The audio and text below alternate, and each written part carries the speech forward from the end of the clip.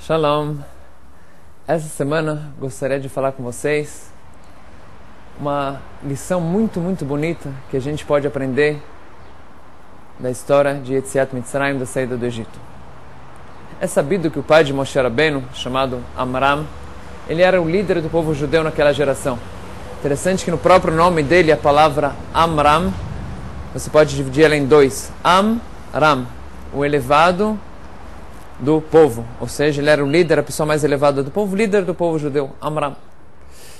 Amram, depois que teve 2 filhos, a Miriam, a mais velha, e a Haron, depois que foi decretado o decreto de todo bebê, homem que nascer, ser jogado no Nilo, ele falou, olha, acho que não vale a pena a gente continuar tendo filhos, a gente está numa geração com muitas desgraças, o filho que vai nascer vão jogar ele no Nilo, estão sendo escravizados, muito sofrimento, acho que é melhor a gente parar de ter filhos. Ele foi, tomou uma decisão, se separou da sua esposa, falou, agora não podemos mais ter filhos, porque para que a gente vai ter filhos? Para eles virem e os egípcios matarem eles? E ele, como líder do povo judeu, os outros fizeram a mesma coisa e deixaram de ter filhos. Até que veio Miriam, a pequena filha de Amram, e chegou para o seu pai e falou, pai, me desculpa chamar a tua atenção, mas eu acho que você não fez uma coisa correta. O pai perguntou, mas por que, filha? Para que a gente está vendo o sofrimento? Um bebê, coitado, mal acabou de nascer, depois de toda a gravidez que a mãe vai passar, pegar o filho, coitado, jogar ele no Nilo, logo que ele nascer? Para que, filha? Para que a gente vai ter filhos? Disse Miriam, pai, a tua gzerá, o teu decreto foi pior do que o do Paró. Quê? Eu estou fazendo pior do que o Paró? Sim, pai. Porque o Paró lhe decretou que, não vão ter que os meninos vão morrer. Você não tendo mais filhos, e o povo também não vão nascer nem meninos, nem meninas. O Paró só pode tirar a pessoa do Olam Hazé desse mundo. Mas essa criança que veio para esse mundo, nasceu e morreu por ser judia, Olam Abá ela vai ter. Agora, essa criança não nascendo, o teu decreto não vão ter nem meninos nem meninas, então você está tirando eles do Olam Hazé e do Olam Abá. O decreto do Paró, afinal das contas, é de carne e osso, é um ser humano. O decreto dele pode ser que ele, sem posto em prática, pode ser que não, Deus ele termine com esse decreto. Agora, o teu decreto, você decretando que não vai ter mais filhos, acabou. Isso não tem mais volta. O pai dela falou, Miriam, você tem razão. E ele foi, se juntou de novo com a tua esposa. E, consequência disso, o povo judeu também, todo mundo foi e começaram a ter filhos de novo, e não só que tiveram filhos, tiveram vários filhos, e foi aí que nasceu Moshe Rabbeinu, o salvador do povo judeu. Imagina se Amram não tivesse escutado a Miriam, tivesse desistido, falado, olha, a gente não tem o que fazer, para que ter filhos? Não ia ter nascido Moshe, o salvador do povo judeu, o maior dos profetas de todos os tempos. Daqui a gente aprende uma lição muito grande. A gente aprende que na vida, muitas vezes quando a situação parece difícil, a gente não vai conseguir, muitas vezes a gente acaba desistindo. A gente não vai conseguir mesmo, o que vai sair disso? Não vai sair nenhum proveito disso, então, sabe de uma coisa, não vou nem fazer. Miriam nos ensinou uma lição muito grande. Miriam nos ensinou que a gente tem que fazer a nossa parte, nunca desistir. O que vai sair disso depois? Olha, a gente foi ordenados pela Torá, da gente casar, trazer filhos para esse mundo. O que vai ser desses filhos, não sabemos. Mas a nossa parte a gente tem que fazer. É escrito que pelo mérito das mulheres, a gente saiu do Egito, das mulheres tzadkaniot, tzadikot, justas. E pelo mérito das mulheres vai vir a próxima salvação, vai vir a Geulah. O Midrash conta que as mulheres, o que elas faziam no Egito? As mulheres, elas tinham uma força muito grande. A gente vê que as mulheres, por mais que força física, o homem tem mais força física do que as mulheres.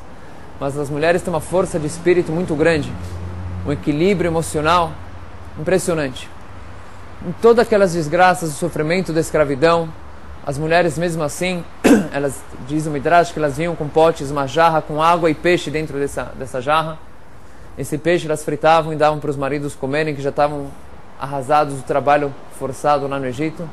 Eles se fortificavam, a água que estava no pote eles bebiam, elas se enfeitavam, e dessa maneira se juntavam com o marido e engravidavam e tiveram filhos.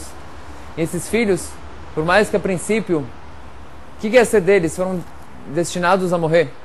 Mas o Midrash conta como que milagrosamente Hashem cuidou dessas crianças, que elas iam para o campo e davam a luz, e essas crianças foram cuidadas e foram salvas.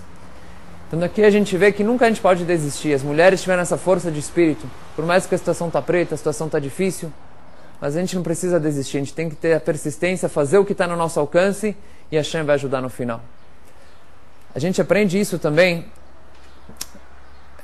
Moshe Rabbeinu, Adam Arishon, teve seu filho Caim, que matou seu irmão Abel, e foi decretado para ele que ele ia morrer. Só que depois Caim ele fez uma tshuva, se arrependeu do que ele fez. Então Deus falou para ele o seguinte: olha, você tem 7 gerações, você vai ter filhos, mas depois de 7 gerações você vai ser castigado. Então na 6ª geração ele teve um descendente que chamava Lemech. Esse descendente tinha 2 esposas, Adá e Tzilá. Essas Adá e Tzilá falaram: olha, a gente sabe que na 7ª geração não vai ter continuação para Caim. Então, para que a gente ter filhos? Novamente a mesma questão, a gente vai ter filhos para eles morrerem? Foi destinado que a 7ª geração de Caim não vai ter continuação depois. Elas foram pro avô, o grande avô, Adam Arishon, avô, o pai de toda a humanidade. Fala: Adam, o que a gente faz? Adam falou para elas a mesma lição que Miriam falou o seguinte: vocês têm que fazer a parte de vocês. Vocês têm que ter filhos, não interessa se tem esse decreto da 7ª geração, a gente não sabe o que Hashem quer da gente. A gente faz a nossa parte e seja o que Deus quiser. Elas ouviram o conselho de Adam Arishon e foram, engravidaram e tiveram filhos. Realmente, toda a humanidade depois do dilúvio se foi. Fora Noach e sua família. Só que de Caim sim sobrou uma pequena lembrança, ou seja, apesar que os filhos de Caim, todos os netos, tudo isso de Lemech, depois da 7ª geração morreram, mas uma pessoa sobrou. Quem foi essa pessoa que sobrou? Essa pessoa que sobrou foi Naamá, a esposa de Noach. De Naamá com Noach saiu toda a humanidade que temos hoje em dia são descendentes de Noach e Naamá. Imagina que elas não tivessem tido filhos. Realmente não ia ter continuação nenhuma para a descendência de Caim. Mas dessa maneira que elas fizeram: vamos fazer nossa parte. A gente não sabe o que Hashem quer. Saiu Naamá, que de Naamá saiu toda a novamente a mesma lição. A gente vê que a gente não tem que fazer: não vai dar certo, a gente vai desistir. A gente faz nossa parte e Hashem vai ajudar. Me lembro de um rabino que me contou uma vez que ele uma vez fez um esforço muito grande para visitar a mãe dele que estava doente no hospital, longínquo. Ele viajou, ele e a esposa, várias horas, deixaram os filhos na babysitter para ir visitar a mãe que estava doente. Chegaram no hospital depois de uma viagem muito longa e tinha alguns policiais lá no hospital, teve alguma confusão, não estavam deixando ninguém entrar. Hoje ninguém entra. Outra pessoa fala: ai, que pena que eu vim, gastei meu tempo, o que eu faço agora? Só que esse rabino tinha uma fé muito grande. Ele sabia que Deus exige da gente fazer nossa parte, nada além do que isso. Então ele falou para Hashem o seguinte: Hashem, eu vim para cá porque eu me importo com a minha mãe, eu quero visitar ela, alegrar ela, cumprir a mitzvah de Kibud Avaim, respeitar o pai e a mãe. Fiz o esforço, a minha parte eu fiz. Se você quer que eu entre e fazer a mitzvah, me ajuda para eu poder entrar, mas se não, eu não estou triste. A minha parte eu fiz, eu sei que é isso que você quer da gente. Naquele instante, depois que ele fez essa reza do fundo do coração, aconteceu uma coisa muito interessante. O soldado que estava lá, não deixando ninguém entrar, ele olhou para ele e para a esposa e falou: Rabino, você e tua esposa, entram para cá, pode entrar. Mas como? Como pode ser? Entram. Sem nenhuma explicação, sem nenhum motivo. Ele não sabe até hoje porque o soldado só deixou ele e não outras pessoas. Ele acabou entrando lá dentro. Então a gente vê novamente que isso que Hashem quer da gente. A gente faz a nossa parte, faz o nosso dever e, Bezat Hashem, a salvação virá depois. A gente conseguirá nossos objetivos. Daqui a gente vê que muitas vezes a gente quer fazer um passo para frente, a gente quer se aproximar mais, a gente quer...